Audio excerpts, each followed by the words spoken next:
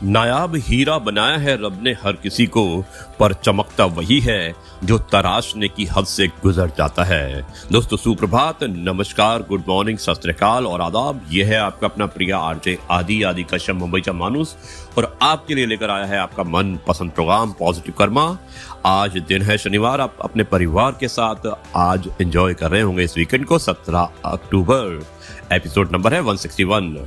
दोस्तों आज की शुरुआत मैं करता हूं कुछ इस तरह से, और आज मैं आपको कुछ कहानी, कुछ किस्से और कुछ ऐसी बातें कहूंगा जो आपने नहीं सुनी होंगी।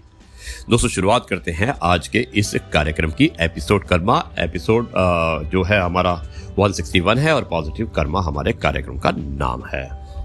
खूबी और खामी दोनों ही होती हैं हर इंसान में। जो तराशता है उसे खूबी नजर आती है और जो तलाशता है उसे खामी नजर आती है। मुस्कुराते रहिए, कभी अपने लिए और कभी अपनों के लिए। दोस्तों पहले दौर कागजी था, देर तक खतों में जज्बात महफूज रहते थे। आज मशीनी दौर है, उंगली से डिलीट कर दी जाती है उम्र भर की यादें। उंगली से डिलीट कर दी जाती है उम्र भर की यादें। इंसान हमेशा तकलीफ में ही कुछ सीखता है। दोस्तों ये है आपका अपना प्रिय आरजे आदि कश्यप मुंबई का मानुस और आपके लिए लेकर आया है आपका मन पसंद प्रोग्राम पॉजिटिव कर्मा। और अब मैं इस कार्यक्रम को आगे बढ़ाता हूं और आज आपको बताता हूं कि आज के विचार जिसका नाम है भगवान का भोग, मैं आपको अब सुनाना चाहता हूं एक छोटे से ब्रेक के बाद।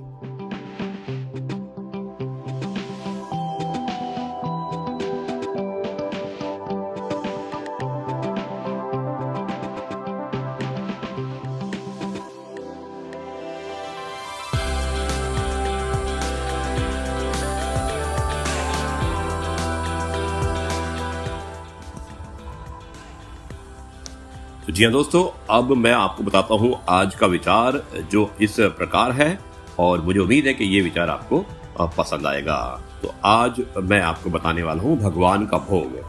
दोस्तों एक ब्राह्मण था, कृष्ण के मंदिर में बड़ी सेवा किया करता था। उनकी पत्नी इस बात से हमेशा चिढ़ती थी कि हर बात में वह पहले भगवान को लाता था। भोजन हो, वस्त्र हो या हर चीज पहले भगवान को समर्पित करता था। एक दिन घर में लड्डू बने, ब्राह्मण ने लड्डू लिए और भोग लगाने चल दिया। पत्नी इस बात से नाराज हो गई, कहने लगी कोई पत्थर की मूर्ति जिंदा होकर तो खाएगी नहीं, हर चीज मंदिर की तरफ दौड़ पड़ते हो। अब की बार बिना खिलाए ना लौटना, देखती हूँ कैसे भगवान खाते हैं। बस ब्राह्मण ने भी पत्नी के ताने सुनकर ठान ली कि बिना भगवान को खिलाए आज मंदिर से नहीं लौटेगा। दोस्तों मंदिर में जाकर वो धूनी लगाकर बैठ गया। भगवान के सामने लड्डू रखकर विनती करने लगा। एक घड़ी बीती, आधा दिन बीता, ना तो भगवान आए और ना ही ब्राह्मण टूटा। आसपास देखने वालों की भीड़ लग गई। सभी कोतक वश देखने लगे कि आखिर होना क्या है। मक्खियां भिनभिनाने लगी, ब्राह्मण उन्हें उड़ाता रहा। मीठे की गंध से चींटियां भी लाइन लगाकर चली गई। ब्राह्मण ने उन्हें भी वहां से हटाया, चींटियों को वहां से हटाया। फिर मंदिर के बाहर खड़े आवारा कुत्ते भी ललचाकर आने लगे। ब्राह्मण ने उनको भी खदेड़ दिया। लड्डू पड़े देख मंदिर के बाहर बैठे भिखारी भी आ गए। एक तो चला सीधे लड्डू उठाने, तो ब्राह्मण ने जोर से थप्पड़ रसीद कर दिया। दिन ढल गया, शाम हो गई, ना भगवान आए ना ब्राह्मण उठा। शाम से रात हो गई। लोगों ने सोचा ब्राह्मण देवता पागल हो गए हैं, भगवान तो आने से रहे। धीरे धीरे सब घर चले गए। ब्राह्मण को भी गुस्सा आ गया, लड्डू उठाकर बाहर फेंक दिए। भिखारी, कुत्ते, चींटी, मक्खी तो दिन भर से ही इस घड़ी का इंतजार कर रहे थे। सबके सब एक साथ टूट पड़े। उदास ब्राह्मण को कोसता हुआ उदास ब्राह्मण था, भगवान को कोसता हुआ घर लौटने लगा। इतने सालों की सेवा बेकार चली गई, कोई फल नहीं मिला। ब्राह्मण पत्नी के ताने सुनकर सो गया। रात को सपने में भगवान आए, बोले तेरे लड्डू खाए थे मैंने, बहुत बढ़िया थे, लेकिन अगर सुबह ही खिला देता तो ज्यादा अच्छा होता। कितने रूप धरने पड़े तेरे लड्डू खाने के लिए, मक्खी, चींटी, कुत्ता, भिखारी, पर तूने हाथ नहीं धरने दिया। दिन भर इंतजार करना पड़ा। आखिर में लड्डू खाए लेकिन जमीन से उठाकर खाने पड़े। थोड़ी मिट्टी लग गई थी उसमें। अगली बार लाए तो अच्छी तरह से खिलाना। और भगवान चले गए। ब्राह्मण की नींद खुली। उससे एहसास हो गया कि भगवान तो आए थे खाने, लेकिन मैं ही उन्हें नहीं पहचान पाया। ऐसे ही हम भी भगवान के संकेतों को समझ नहीं पाते दोस्तों। मुझ में राम, तुझ में राम, सब में राम समाया, सबसे कर ली प्रेम, जगत में कोई नहीं पराया। दोस्तों सदैव प्रसन्न रहिएगा। जो प्राप्त है वही पर्याप्त है। यह है आपका अपना प्रिय आरजे आदि कश्यप, मुंबई का मानुस, और आपके लिए लेकर आया है आपका मनपसंद प्रोग्राम पॉजिटिव कर्मा। और मुझे उम्मीद है ये कार्यक्रम आपको पसंद आ रहा होगा। एपिसोड नंबर 161, दिन है शनिवार 17 अक्टूबर। आप जाइएगा मत। मैं छोटे से ब्रेक के बाद मिलता हूं हमारे इस प्रोग्राम के आखिरी हिस्से को बताने के लिए, जो एक कहानी के रूप में होता है। और बहुत ही जल्दी मैं एक सत्य कहानी आपको बताने वाला हूं। मिलते हैं एक छोटे से ब्रेक के बाद।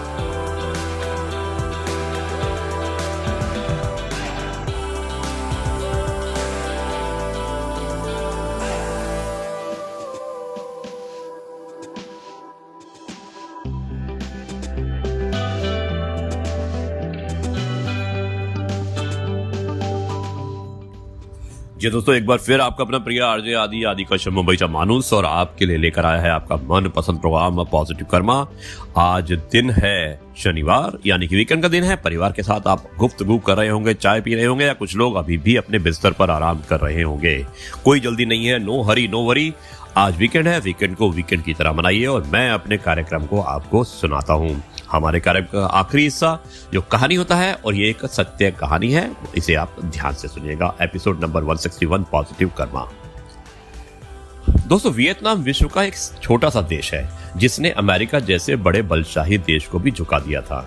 लगभग 20 वर्षों तक चले युद्ध में अमेरिका को पराजित होना पड़ा।